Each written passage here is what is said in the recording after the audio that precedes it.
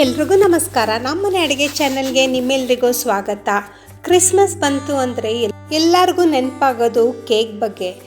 So ಆ ಥರ cake ಮನೆಯಲ್ಲೇ ಸಿಂಪಲ್ಲಾಗಿ ಹಾಗೆ ಸಖತ್ ಟೇಸ್ಟಿಯಾಗಿ ಮನೆಯಲ್ಲೇ ಇರೋವಂಥ ಇಂಗ್ರೀಡಿಯೆಂಟ್ಸಲ್ಲಿ ತುಂಬ ಬೇಗ ಮತ್ತು ಬಜೆಟ್ ಫ್ರೆಂಡ್ಲಿಯಾಗಿ ಹೇಗೆ ಮಾಡೋದು ಅಂತ ಈ ರೆಸಿಪಿದಲ್ಲಿ ತೋರಿಸ್ಕೊಡ್ತಾ ಇದ್ದೀನಿ. ಫ್ರೆಂಡ್ಸ್, ಯಾರೆಲ್ಲ ನನ್ನ ಚಾನಲ್ ನೋಡ್ತಾ ಇದ್ದೀರಾ ಪ್ಲೀಸ್ ಸಬ್ಸ್ಕ್ರೈಬ್ ಮಾಡ್ಕೊಳ್ಳಿ. ಹಾಗೆ ನನ್ನ ರೆಸಿಪಿ ಇಷ್ಟ ಆದರೆ ಒಂದು ಲೈಕ್ ಮಾಡಿ, ನೀವು ಕಮೆಂಟ್ ಮಾಡಿ ಹೆಂಗೆ ಬಂದಿದೆ ಅಂತ. ನನ್ನ ರೆಸಿಪೀಸ್ ಎಲ್ಲ ಒಂದು ಸತಿ ಟ್ರೈ ಮಾಡಿ. ಆಚೆಯಿಂದ ತೊಗೊಂಬರೋ ಕೇಕು ಅಷ್ಟು ಹೆಲ್ತಿಯಾಗಿರಲ್ಲ. ಸೊ ನೀವೇ ಮನೇಲಿ ಒಂದು ಸತಿ ನನ್ನ ರೆಸಿಪಿನ ನೋಡಿಕೊಂಡು ಟ್ರೈ ಮಾಡಿ. ಇದು one of the must try recipe. ಕ್ರಿಸ್ಮಸ್ಗೆ ನೀವು ಈ ಥರ ಒಂದು ಸಿಂಪಲ್ಲಾಗಿ ಮನೇಲೇ ಕೇಕ್ ಹೇಗೆ ಮಾಡೋದು ಅಂತ ತೋರಿಸ್ಕೊಡ್ತಾ ಇದ್ದೀನಿ. ಇದನ್ನು ಮಾಡೋದಕ್ಕೆ ಇಲ್ಲಿ ನಾನು 2 ಕಿತ್ತಳೆ ಹಣ್ಣು ತೊಗೊಂಡಿದ್ದೀನಿ. ಸೊ ಪ್ಲಮ್ ಕೇಕ್ಗೆ ಕಿತ್ತಳೆ ಹಣ್ಣು ಬೇಕೇ ಬೇಕು, ಸ್ಕಿಪ್ ಮಾಡಬೇಡಿ. ಇದ್ರ ಬದಲಾಗಿ ಕೆಲವರು ಆ್ಯಪಲ್ ಜ್ಯೂಸು ಮಾಡ್ತಾರೆ.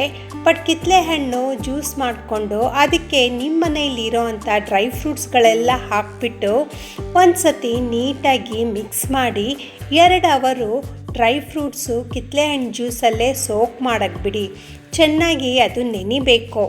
ನಂತರ ಒಂದು ಚಿಕ್ಕದಾಗಿ ಮಿಕ್ಸಿ ಜಾರ್ ತಗೊಂಡು ಅದಕ್ಕೆ ಸಣ್ಣದಾಗಿ ಒಂದು ಮಸಾಲೆ ರೆಡಿ ಮಾಡ್ಕೊಬೇಕು.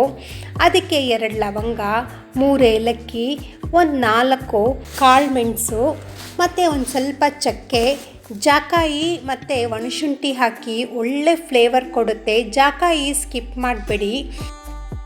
ಎಲ್ಲ ಹಾಕ್ಬಿಟ್ಟು ಪೌಡ್ರ್ ಮಾಡಿ ಸೈಡಿಗೆ ಎತ್ತಿಡಿ. ನಂತರ ಒಂದು ಮಿಕ್ಸಿ ಜಾರ್ ತಗೊಂಡು ಅದಕ್ಕೆ ಅರ್ಧ ಕಪ್ಪಷ್ಟು ಚಿರೋಟಿ ರವೆ, 3/4 ಕಪ್ಪಷ್ಟು ಗೋಧಿ ಹಿಟ್ಟು, ಅರ್ಧ ಕಪ್ಪಷ್ಟು ಮೊಸರು ಮತ್ತು ಇಲ್ಲಿ ನಾನು ಸನ್ಫ್ಲವರ್ ಆಯಿಲ್ ತೊಗೊಂಡಿದ್ದೀನಿ. ನಂತರ ಒಂದು ಅರ್ಧ ಕಪ್ ಆಗೋಷ್ಟು ಹಾಲು ತಗೊಂಡು ಮಿಕ್ಸಿ ಚೆನ್ನಾಗಿ ಎಲ್ಲನೂ ಹೊಂದ್ಕೊಳ್ಳೋ ಥರ ಗ್ರೈಂಡ್ ಮಾಡ್ಕೊಳ್ಳಿ. ಅಷ್ಟು ಗಟ್ಟಿಗೂ ಬೇಡ, ಅಷ್ಟು ತೆಳ್ಳಗೂ ಬೇಡ. ಎಲ್ಲ ಮಿಕ್ಸಿ ಗ್ರೈಂಡ್ ಮಾಡಿಕೊಂಡು ಸೈಡಿಗೆ ಎತ್ತಿ ಇಟ್ಕೊಳ್ಳಿ. ಇಲ್ಲೊಂದು ಫ್ರೈಯಿಂಗ್ ಪ್ಯಾನ್ ತೊಗೊಂಡು ಅದಕ್ಕೆ ಯಾವ ಕಪ್ಪಲ್ಲಿ ಅಳತೆ ಎಲ್ಲ ತೊಗೊಂಡಿದ್ರೋ ಅದೇ ಕಪ್ಪಲ್ಲಿ ಅರ್ಧ ಕಪ್ಪು ಸಕ್ಕರೆ ತೊಗೊಂಡು ಕ್ಯಾರಮೈಸ್ ಮಾಡಬೇಕು.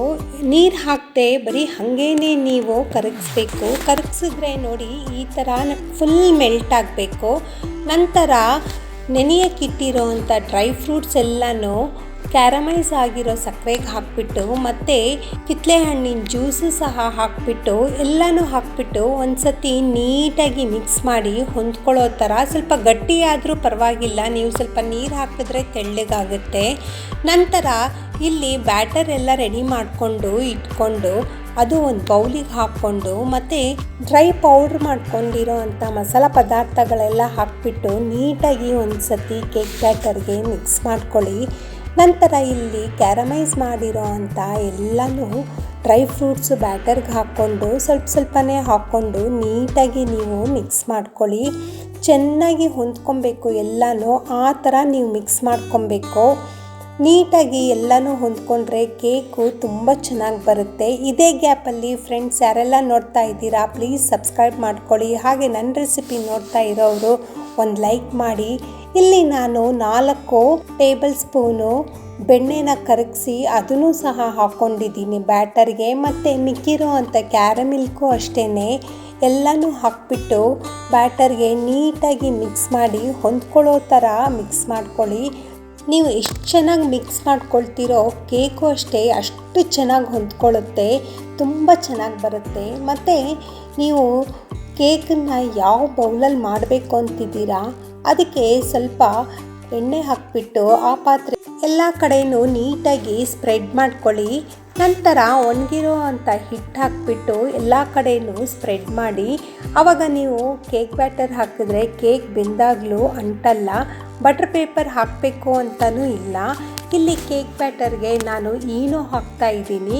ಬೇಕಿಂಗ್ ಸೋಡಾ ಇಲ್ಲ ಅಂದರೂ ಪರವಾಗಿಲ್ಲ, ಈನೋ ಹಾಕಿಬಿಟ್ಟು ಜಾಸ್ತಿ ಹೊತ್ತು ಮಿಕ್ಸ್ ಮಾಡೋಕ್ಕೆ ಹೋಗಬೇಡಿ ಮತ್ತು ತುಂಬ ಹೊತ್ತು ಇಡೋಕ್ಕೂ ಹೋಗಬೇಡಿ.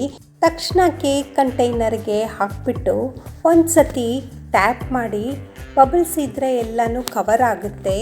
ನಂತರ ಉಳಿದಿರೋ ಅಂಥ ಸ್ವಲ್ಪ ಡ್ರೈ ಫ್ರೂಟ್ಸ್ ಇಟ್ಕೊಂಡಿರಿ, ಅದನ್ನು ಸಹ ಮೇಲೆಲ್ಲ ಸ್ಪ್ರೆಡ್ ಮಾಡಿಬಿಟ್ಟು ಪ್ರೀ ಹೀಟ್ ಮಾಡಿರೋ ಅಂಥ ಕುಕ್ಕರ್ಗೆ ಕೆಳಗಿಟ್ಬಿಟ್ಟು ತಳಗೆ ಸ್ವಲ್ಪ ಬೇಕಾದರೆ ನೀವು ಉಪ್ಪು ಹಾಕ್ಬೋದು. ನಾನಿಲ್ಲಿ ಏನೂ ಹಾಕಿಲ್ಲ. ಒಂದು 20 ನಿಮಿಷ ಸ್ಲಿಮ್ಮಲ್ಲಿ ಬಿಟ್ಟರೆ ರೆಡಿಯಾಗಿರುತ್ತೆ ನೋಡಿ ಕ್ರಿಸ್ಮಸ್ಗೆ ಬೇಕಾಗಿರೋ ಅಂಥ ಕೇಕು. ಇದು ಮಾಡೋದು ತುಂಬ ಸುಲಭ. ಫ್ರೆಂಡ್ಸ್, ನನ್ನ ಚಾನಲ್ನ ಸಪೋರ್ಟ್ ಮಾಡಿ ಹಾಗೆ ಬೆಳೆಸಿ. ಇದು ಮಾಡೋದು ಎಷ್ಟು ಸುಲಭನೋ ಅಷ್ಟೇ ಟೇಸ್ಟಿಯಾಗೂ ಇರುತ್ತೆ.